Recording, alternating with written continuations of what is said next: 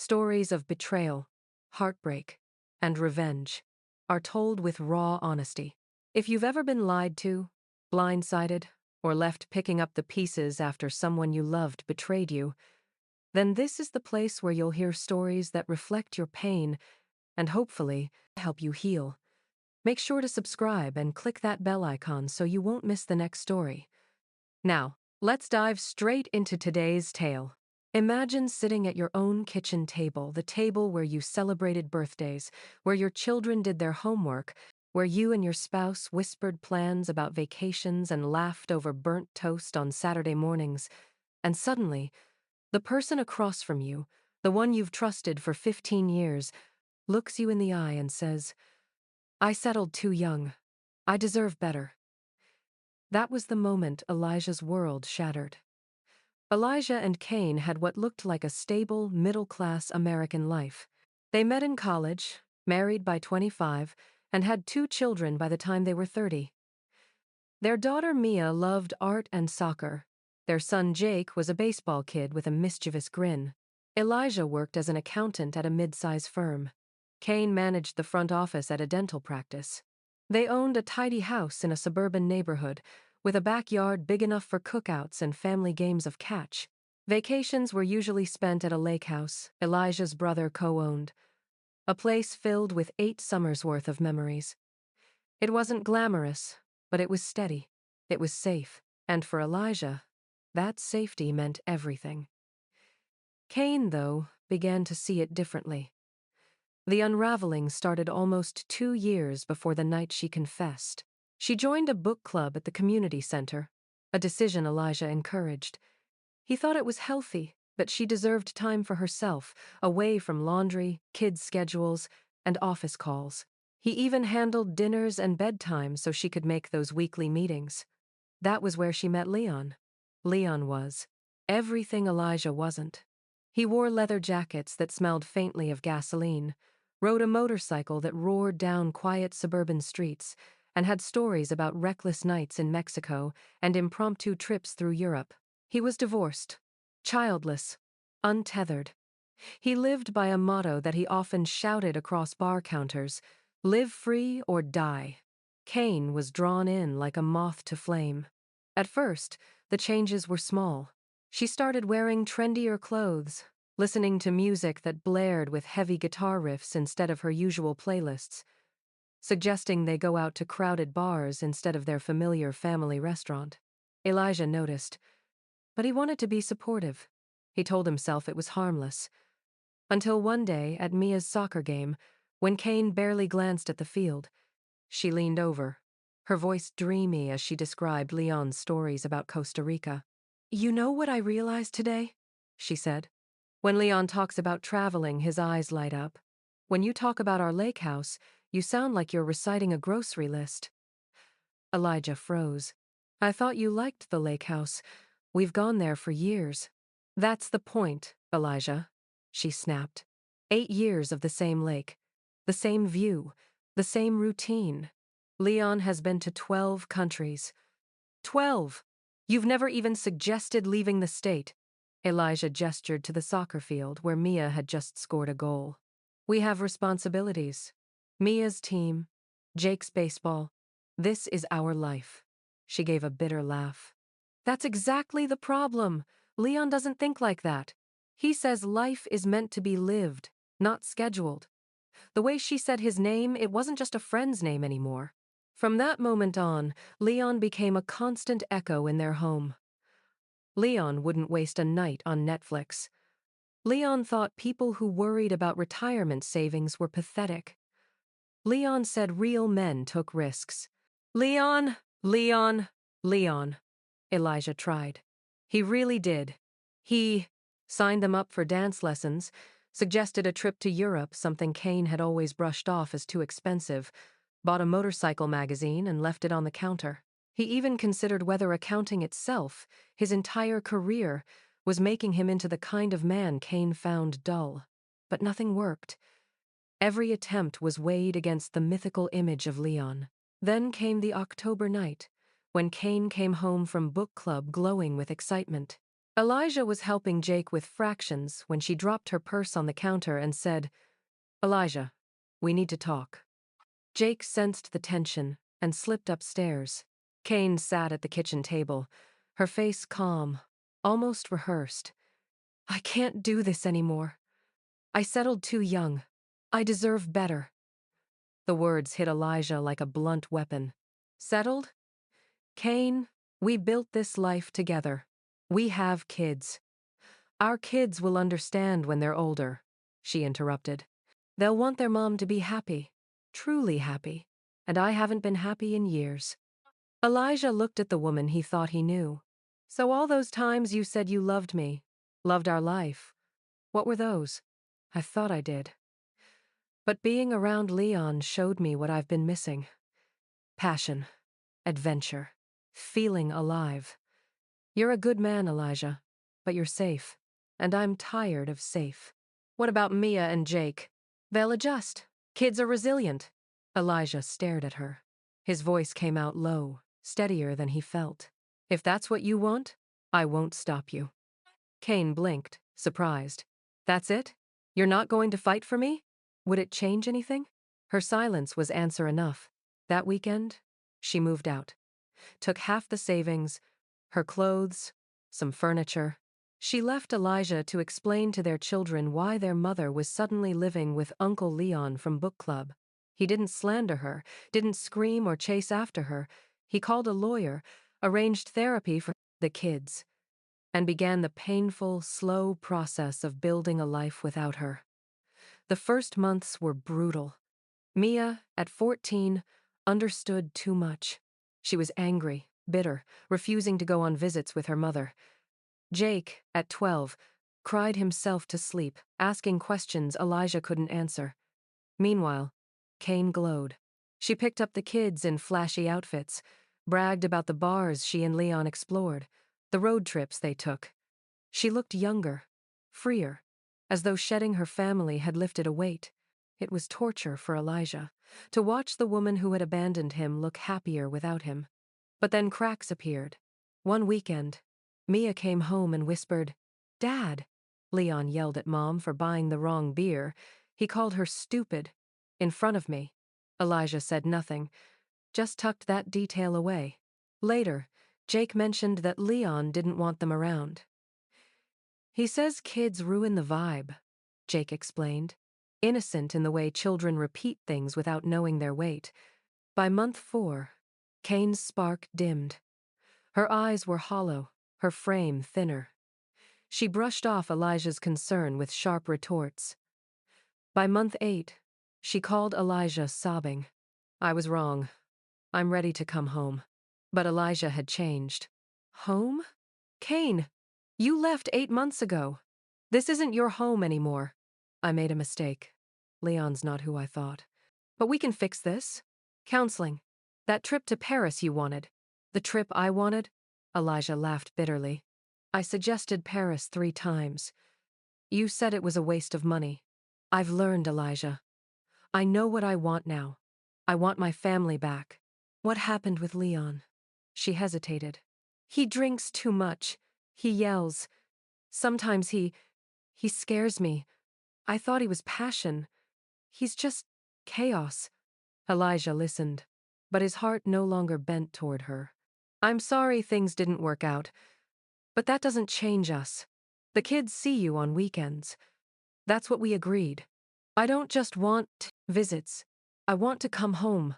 I want my life back." And that was when Elijah finally understood. She didn't want him. She wanted the stability, the safety net, the respect she'd thrown away. But the man who would have given it back no longer existed. "Kane, the person you left, he died the night you told me I was just something you settled for. I can't resurrect him." He hung up. The months after that first rejection were not kind to Kane. At first, she thought persistence would wear him down. She sent letters in the mail, long, rambling apologies, filled with phrases like, "I've grown as a woman and I finally understand what matters." She left voicemails at odd hours, some slurred with wine, others sharp with anger, accusing him of being cruel for not forgiving her. But Elijah never wavered. He read her letters, then shredded them, listened to half a voicemail, then deleted it. His life had shifted. His children needed him steady, and his focus was on the future. Kane's world, meanwhile, grew smaller. Leon was gone, locked up after his violent spiral at the bar. But absence didn't turn him into a memory. No, Leon haunted her even behind bars. He called collect from county jail, demanding money, accusing her of betrayal. And Kane, desperate for someone to cling to, actually sent him small amounts at first. $50 here, 100 there, enough for commissary snacks and cigarettes. But soon, even she couldn't keep up. She'd lost her job at the dental practice. The whispers about her personal life, her connection to Leon, and her increasingly erratic moods had spread. Patients didn't want to see her face at the front desk. Parents pulled their children closer when she walked by at the grocery store.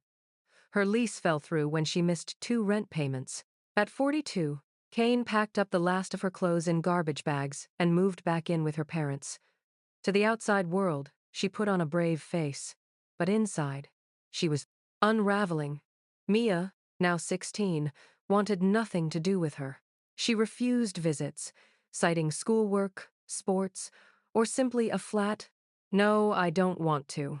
And legally, at 16, she had the right to decide. Jake still went on weekends, but his visits grew shorter, quieter.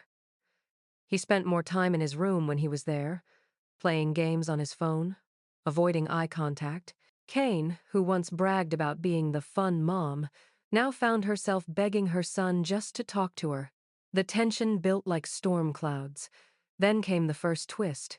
Leon got bail. It happened suddenly, a procedural shift in court. He was out, angry, bitter, and with nowhere to go. And Kane, despite everything, let him back into her life for a short, disastrous stretch. He stayed with her at her parents' house, an arrangement that ended in screaming matches loud enough for the neighbors to hear. Leon drank even harder than before. He berated her in front of Jake one Saturday when she tried to cook dinner, throwing the plate against the wall and calling her useless. Jake came home shaken that night. "Dad," he whispered, "Leon scares me." Elijah clenched his jaw, but he didn't explode. He didn't storm over to Kane's house. Instead, he made calls, spoke to his lawyer, and quietly documented everything. Because Elijah wasn't just a wounded husband anymore. He was a father protecting his children. That was his strength. Silence that shielded, calm that calculated. Leon's return didn't last long. He was picked up again within weeks this time for violating parole after getting into another fight. But the damage lingered. Jake's therapist had to untangle the fear he now associated with visits to his mother's home. Mia, seeing the chaos from afar, dug her heels in deeper. "I'm never setting foot there again." Kane's credibility as a parent eroded, and she knew it. But desperation makes people reckless. She decided if she couldn't win Elijah back with tears, she'd try another tactic: sabotage. Elijah had begun, cautiously, to step back into the world of dating. A colleague had introduced him to a woman named Rose, a teacher with kind eyes and an easy laugh. They'd been on a few dinners, nothing serious yet, but enough for Mia to notice her dad smiling more. Kane found out through gossip, through her sister Lisa, through the endless ways small towns circulate news, and she snapped. One evening, Rose's car tires were slashed outside her apartment. A note was left on her windshield. "Stay away from what's not yours." Rose showed it to Elijah, her hands trembling. "I don't want to assume, but could this be her?" Elijah sighed, recognizing the handwriting immediately. "Don't worry," he said. "I'll handle it." But he didn't confront Kane directly. He called his lawyer again. He called the police, filed a report, documented the harassment. Kane wasn't arrested, not yet, but the warning was clear. One more stunt like that, and she'd face charges. Her attempts to interfere only widened the gulf with her children. Mia discovered what her mother had done. One night, she sat down at her desk and wrote a letter. It wasn't flowery. It wasn't long. It was sharp, pointed, written with the anger only a teenager betrayed by a parent could muster. Mom, stop embarrassing yourself. Stop trying to destroy Dad. You left us. You chose Leon. And now you want to act like you're the victim. You're not. You're just someone who threw away a family for a man who couldn't even stay out of jail. I don't respect you. And until you start respecting us, I don't want to see you. Mia. Kane received the letter folded inside Jake's backpack after a weekend visit. She opened it, read it, and sobbed so loudly that her parents thought something terrible had happened. But even they, her own parents, had grown weary of her choices. Kane, her mother said gently, you can't blame anyone but yourself. That was the cruelest cut of all, hearing it from her own family. Meanwhile, Elijah was building something new. Therapy with the kids was slow, painful, but rewarding. He sat in the office with Mia when she vented about her mother, listened to Jake when he cried about being caught in the middle. He didn't tell them what to feel. He just listened. And that was what they needed most. Still, Kane didn't stop. The next twist came during the holidays. Thanksgiving. Elijah had planned a quiet dinner with his kids, his brother, and Rose, who had gradually become more present in their lives. The turkey was roasting, the table was set, the mood was warm. Then came a knock at the door. It was Kane. Her hair disheveled, her eyes bloodshot, holding a pumpkin pie from the store like it was a peace offering. Elijah, she said softly, please, it's Thanksgiving. Can I join you? For the kids. Behind her, Mia stiffened. Dad, don't. Elijah took a deep breath. He looked at Kane, at the woman who once said he was safe, boring, not enough. At the mother who had abandoned their children for chaos. At the desperate figure on his porch, begging for scraps of the life she'd destroyed. No, Kane, he said firmly. Not tonight, not anymore. Her face crumbled. She glanced past him, saw Mia glaring, saw Jake looking away, ashamed. And something inside her broke. She dropped the pie. It hit the porch with a dull thud, cracking the plastic container. And then she walked away. Elijah shut the door, exhaled slowly, and turned back to his family. That night, as they passed mashed potatoes and shared laughter, Mia whispered to him, "Thank you for protecting us." It was the simplest sentence, but it meant everything. Kane didn't disappear after Thanksgiving. She couldn't. People like Kane rarely retreat quietly. Instead, she tried one last desperate push to claw her way back into the life she had thrown away. The weeks after that holiday, her messages turned darker. Gone were the tear-stained apologies and long letters of regret. Instead came accusations, blame, and bitter comparisons. You've turned the kids against me. You think you're better than me because you're steady, because you're boring. You'll regret this when they resent you too. Elijah didn't answer. Silence was his only weapon now, and it was the most effective one he had ever wielded. But Kane wasn't finished. Just before Christmas, she showed up uninvited at Mia's school recital. The auditorium was packed, the stage decorated with tinsel and fake snow. Elijah sat in the middle row, Jake next to him, beaming with pride as Mia took her place with the choir. Then Kane appeared, sliding into the seat beside him as if she belonged there. Elijah, she whispered, we should sit together, for the kids. Mia spotted her from the stage. Her voice faltered for a second, then steadied again. But afterward, backstage, she refused to see her mother. She ruins everything, Mia hissed, tears stinging her eyes. I don't want her near me, Dad. And Elijah knew it wasn't just his marriage that had ended. Kane had burned her bridge with her daughter completely. The spiral accelerated. Leon's name surfaced again when Kane was seen arguing with him outside a liquor store. He had been released briefly, but trouble followed him like a shadow. They shouted in the parking lot until the police arrived. Kane, humiliated, tried to claim they were just talking, but the officers weren't fooled. Another report went on file. At this point, Kane's parents, weary of the screaming matches, the late-night phone calls, the embarrassment, gave her an ultimatum. Get help or get out. She chose neither. Instead, she sulked, spent her nights drinking cheap wine in her childhood bedroom, and convinced herself she was the victim of an unfair universe. But the universe wasn't punishing her. She was punishing herself. And then came the grocery store. It was an ordinary Saturday morning. Elijah was choosing cereal for Jake when he spotted her down the aisle. She looked older, thinner, her clothes hanging loosely, her hair dull. "Elijah, please," she whispered, stepping into his path. "Just 5 minutes. I know you hate me." "I don't hate you," he said softly. "Hate requires caring, and I don't care anymore." She flinched. "Don't say that. We had 15 years. That has to mean something." "It does," he replied. "It means I know what I'll never accept again. It means I'm stronger now. And it means the worst thing that happened to me was also the best." Tears welled in her eyes. "Our family is broken." "No," Elijah said firmly. "Our family is different. Mia and Jake are happier. I'm happier. You gave me a gift when you left. You showed me I don't need someone who sees me as a compromise. I've changed," she pleaded. "I want to come back."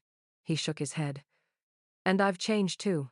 The man I am now doesn't have room for someone who views love as settling. Good luck, Kane. I hope you find what you're looking for." He left her there, standing alone in the cereal aisle, clutching a box of crackers like a lifeline. That moment was the final nail in her delusion. After that day, Kane's attempts to intrude grew fewer.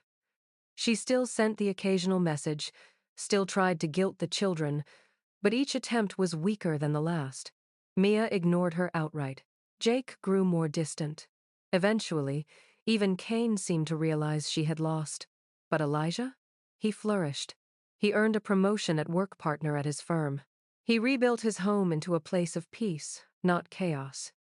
He even found joy in pottery classes, his steady hands shaping clay into art. Mia teased him about it, but the sparkle in her eyes showed pride. And then there was Paris. It had been a dream once dismissed as too expensive, but now it became a symbol. Elijah booked the trip. Mia researched art museums. Jake planned to climb the Eiffel Tower. For the first time in years, the three of them looked forward to something together, untainted by Kane's shadow. The night before they left, Elijah sat on the porch with his daughter. Mia leaned against his shoulder, her voice soft. "Dad," she said, "thank you for not giving up on us, even when she did."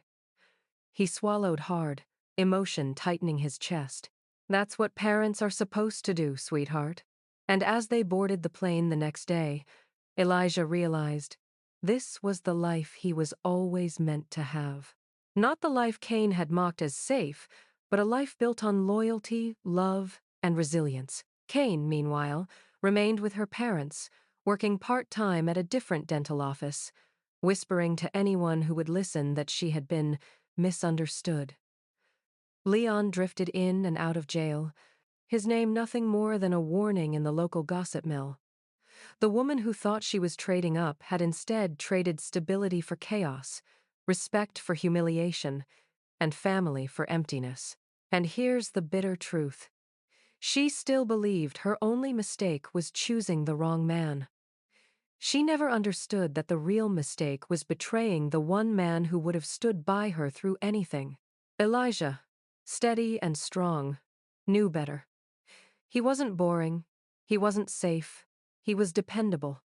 And those weren't flaws, they were treasures. The lesson? In marriage, loyalty and respect are not optional. They are the foundation. When someone dismisses stability as dull, they mistake gold for gravel. And sooner or later, life has a way of teaching them the cost. Elijah's revenge wasn't loud. It wasn't cruel. It was simple. He lived well. He raised his children with dignity. He built a life of peace. And Kane, watching from the outside, was left with nothing but regret. And so the story ends not with fireworks or screaming, but with quiet triumph. Because sometimes, the sweetest revenge is not proving someone wrong, it's proving yourself right. This has been Helen, with another story from the cheater's end. Thank you for listening. If this story moved you, subscribe to the channel, hit that like button, and share it with someone who needs to hear it. And remember, betrayal doesn't break you. It reveals the truth, and once you know the truth, you can never be broken again.